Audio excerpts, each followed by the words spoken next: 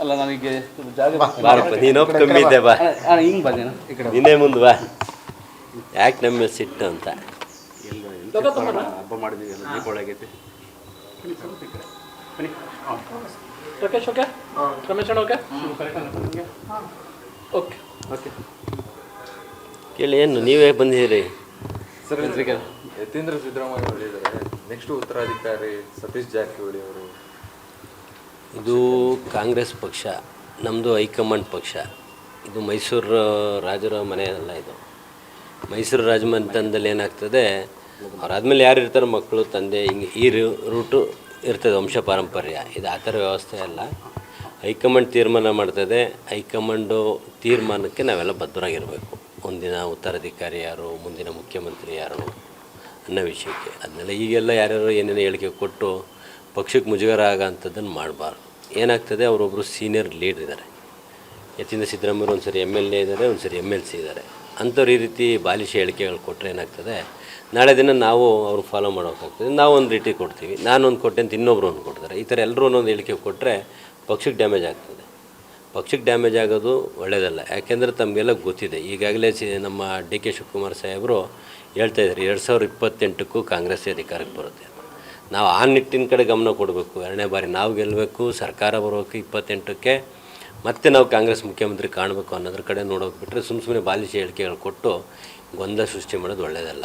ಆಮೇಲೆ ಹೈಕಮಾಂಡು ಸಹ ಗಮನ ಕೊಡಬೇಕಾಗ್ತದೆ. ಯಾಕೆಂದರೆ ಒಂದು ಓಟು ಎಷ್ಟು ಇಂಪಾರ್ಟೆಂಟ್ ಅಂತೀವಿ. ನಮ್ಗೆ 2-2.5 ಲಕ್ಷ ವೋಟರ್ಸಲ್ಲಿ ಒಬ್ಬ MLA ಓಟು ಅಷ್ಟೇ ಅವಶ್ಯಕತೆ ಇರ್ತದೆ ಸರ್ಕಾರದಲ್ಲಿ.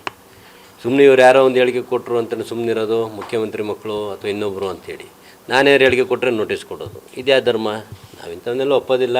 ಹೈಕಮಾಂಡ್ ಈ ಕೂಡಲೇ ಇದಕ್ಕೇನು ಮಾತಾಡಬೇಕು, ಏನು ಕ್ರಮ ತಗೊಂಡ್ರೆ ಉತ್ತಮ. ಯಾಕಂದ್ರೆ CM ಮಗನೇ ಈ ಥರ ಒಂದು ಹೇಳಿಕೆ ಕೊಟ್ಟಿರ್ತಕ್ಕಂಥ ಎಲ್ಲೋ ಒಂದು ಸಿಂಟಮ್ಸ್ ಇರಬಹುದು. ಹಾಗಾದರೆ ಇಲ್ಲಿ ಇಲ್ಲ, ತುಂಬ ಸರಿ ಅವ್ರು ಮಾತಾಡ್ತಾ ಇದ್ದಾರೆ. ನಾವು ಸೀನಿಯರ್ ಲೀಡ್ರು ಅಂತೇಳಿ ನಾವು ಏನು ಮಾತಾಡೋಕ್ಕೆ ಹೋಗಿಲ್ಲ. ಆದರೆ ಈ ಥರ ಹೇಳಿಕೆ ಕೊಡಬಾರ್ದು. ಪಕ್ಷಕ್ಕೆ ಯಾವತ್ತೂ ಮುಜುಗರ ಆಗಬಾರ್ದು. ಪಕ್ಷ ಇದ್ದರೆ ನಾನು ಇನ್ನೊಬ್ಬರು, ಪಕ್ಷನೇ ಇಲ್ಲ ಅಂದರೆ ಯಾರು ಉತ್ತರಾಧಿಕಾರಿನೂ ಇರಲ್ಲ, ದಕ್ಷಿಣಾಧಿಕಾರಿನೂ ಇರಲ್ಲ.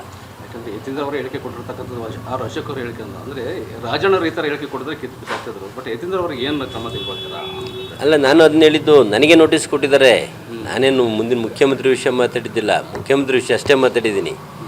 ನನಗೆ ನೋಟಿಸ್ ಕೊಟ್ಟಿದ್ದಾರೆ, ಭಾಳ ಜನಕ್ಕೆ ಕೊಟ್ಟಿದ್ದಾರೆ. ಆದರೆ ಇವ್ರು ಕೇಳಿದಂಥ ಸಂದರ್ಭದಲ್ಲಿ ನೋಟಿಸ್ಗಳು ಕೊಡೋದನ್ನು ಹೈಕಮಾಂಡ್ ನೋಡ್ಬೇಕಾಗ್ತದೆ. ಇದು ಸರ್ ಮತ್ತೆ ಯತೀಂದ್ರ ಅವ್ರಿಗೆ ಸತೀಶ್ ಜಾರಕಿಹೊಳಿ ಇಲ್ಲ, ಅವರ ಹೇಳಿರೋ ಅರ್ಥ ಹಂಗಲ್ಲ, ಬೇರೆ ಥರ ಅರ್ಥ ಇದೆ ಅಂತ ಯಾರು ಯತೀಂದ್ರ ಅವ್ರು ಹೇಳ್ತಿದ್ರೆ, ಜಾರಕಿಹೊಳಿ ಅವರು ಹೇಳ್ತಿದ್ದಾರೆ.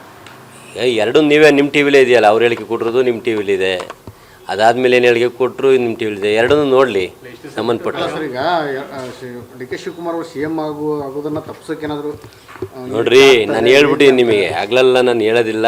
ಡಿಸೆಂಬರ್ ನಂತರ ಏನಾಗಬೇಕು, ಏನಾಗುತ್ತೆ ಅನ್ನೋದನ್ನು ಹೇಳಿದ್ದೀನಿ. ಎಲ್ಲ ನವಂಬರ್ ಕ್ರಾಂತಿ ಅಂತಾರೆ, ನಾನು ಡಿಸೆಂಬರಿಗೆ ಹೇಳಿದ್ದೀನಿ.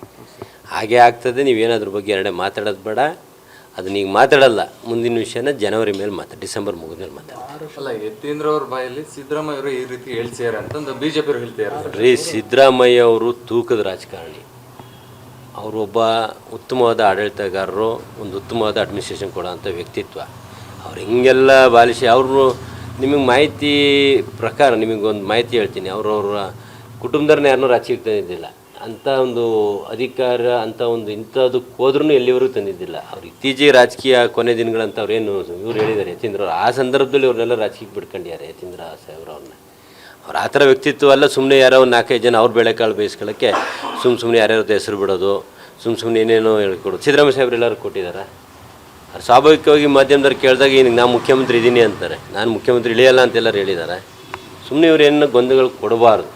ಆಮೇಲೆ ತಾವೊಂದು ಹೇಳ್ತೀರಿ, ಜಾರಕಿಹೊಳಿ ಸಾಹೇಬ್ರ ಬಗ್ಗೆ ಹೇಳ್ತೀರಿ. ಅವರು ಮೊನ್ನೆ ಏನು DCC ಬ್ಯಾಂಕ್ ಚುನಾವಣೆ ಆದಾಗ ಒಂದು ಉತ್ತರ ಅವರು ಹೇಳಿಕೆಗೆ ಪೊಲೀಸ್ ಸ್ಟಾಪ್ ಇಟ್ಟುಬಿಟ್ರು. ನಾನು 2033 ಕ್ಲೈಮ್ ಮಾಡೋದು ಅಂತ ಅವರು ಒತ್ತಿ ಹೇಳಿದ್ದಾರೆ. ನಾನು 2033 ಇನ್ನೂ 10 ಇಯರ್ಸ್ ಅವ್ರ ಕ್ಲೈಮು. ಹಂಗಿದ್ದಾಗ ಯಾಕೆ ಗೊಂದಲ? ಎಲ್ಲ ಸುಸೂತ್ರವಾಗಿ ನಡೀತಿರ್ಬೇಕಾರೆ ಗೊಂದಲ ಯಾಕೆ ತರಬೇಕು? ಸರಿ, ಮೊನ್ನೆ ಸಭೆಯಲ್ಲೇನೋ ಒಬ್ಬರು ಮಹಿಳಾ ಅಧಿಕಾರಿಗಳಿಗೆ